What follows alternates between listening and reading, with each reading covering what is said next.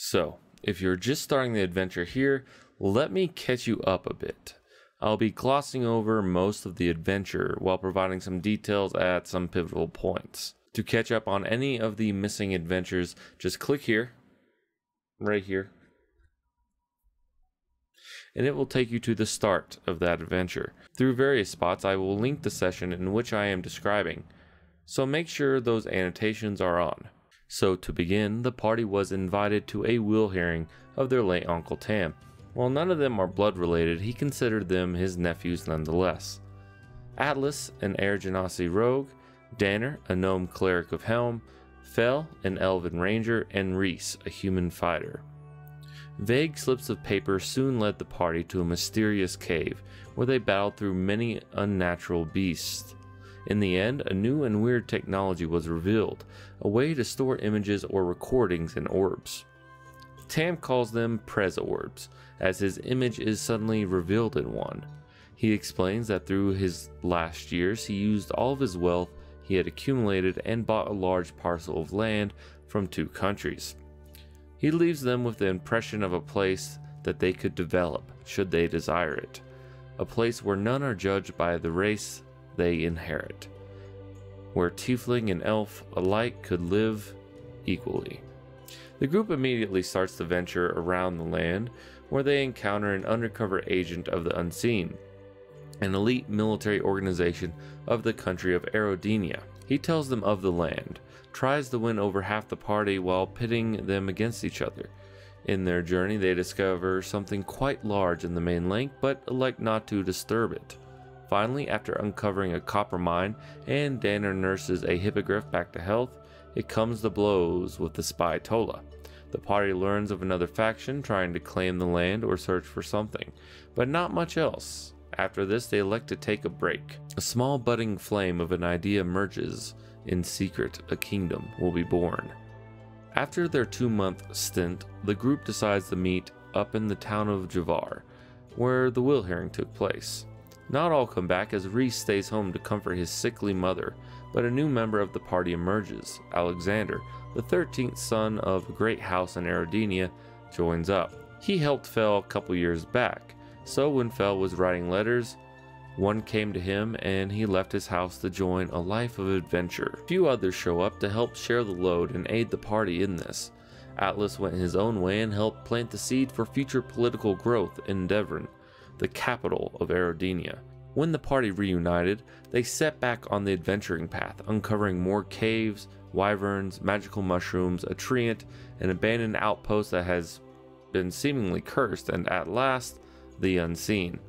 They learn that they are searching for something as they draw close to their main outpost and kidnap one of the lumberjacks working for the mysterious group. After some deliberation, they gain this man's trust and he is willing to help them with their building needs once the Unseen are taken care of, as they have not paid him his wages. He tells them that they are focusing their efforts to the forest southeast of this outpost. The party heads there and uncovers an ancient underground laboratory of some kind. It is not without difficulty though, as the crumbling of the entrance has stirred the guard dogs, a gelatinous cube and some black oozes. After some difficulty, they dispose of them and find the actual entrance. Crumbled bookcases and statues. A voice echoes out and tells the party to leave. They split up and some are attacked by the ghost. Alexander runs to their aid, but not prepared for what they face. He looks at the ghost and is aged rapidly from its horrifying visage. 40 years. The mental toll this takes on the 19-year-old, now in the form of a 59-year-old man, is grave. Eventually, the party destroys the ghost and finds a skeleton, clothed in purple robes with a faded symbol adorning it. It is also grasping an empty vial that is very decorative. Next to this skeleton is an apparatus of an octahedron gem in the middle that seems to pulse with some unknown energy. Also, a guardian golem is found, and Danner assumes control of it with the help of an amulet that was around the skeleton's neck. With the rest of the party in the other rooms, Fel decides to flip the gem around and places it in the slot of the apparatus. Suddenly, the area begins to shake uncontrollably. Finding their way out, they are ambushed by the Unseen, who followed them there, unseen by the party. Eventually, a stranger joins the fray, a holy warrior and a tiefling at that, Xaden. He dispatches some of the foes with ease, but not before one of the unseen gets away a message on the pseudo-dragon. The party then exits the forest, now seeing but a glimpse of what they have unleashed upon the world. A modest mountain is now a dominant piece of this topography. Who knows what else has changed? The party decides to find out what the cause of this haunted outpost is, mainly due to their cleric's continuing sickness. They uncover a coven of hags with the help of a Kuatoa. They eventually defeat these hags and uncover a heartstone, a magical stone that cures any disease with a simple touch. But it is too late for Alexander, as he has now been permanently aged. Only with extremely powerful magic can this curse be undone. Eventually, the party decides to attack the main outpost, after having dispatched small camps of them across the land, hopefully meaning that the majority of them are dead. The attack goes well at first, but Fulton, the leader of this band, was an unexpected surprise. His powerful magics overpowered them and destroyed the shield guardian that Danner has grown so attached to. Interrogations proved fruitless for Fulton, and he decided to leave his second in command, Harald, in charge. After Fulton left, Harald changed tone. He appears as a half-dragon whose scales gleam red and gold.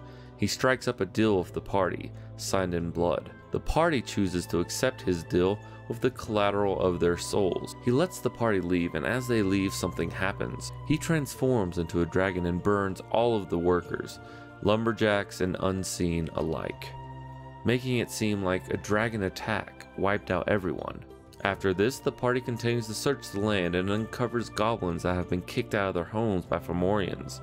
The party goes to the cavern, and sure enough, Fomorians are found as a passage to the Underdark was opened up by the gem. Not only that, but they find deep gnomes enslaved and mining rich veins of gold at that. Eventually, they kill off the Fomorians and send the deep gnomes off to the copper mine, letting the goblins make this cave home again in exchange for their service, but much to the distaste of Fel. In these last weeks of winter, they uncover an alchemist, a famed novelist, and a forest which housed an ancient owlbear, until they killed it. This, for some reason or another, angered the forest, and Will-O-Wisp chased the party out. Here is where I leave you, and the rest is covered in the first part of Chapter 2 of Grey Eminence. Enjoy.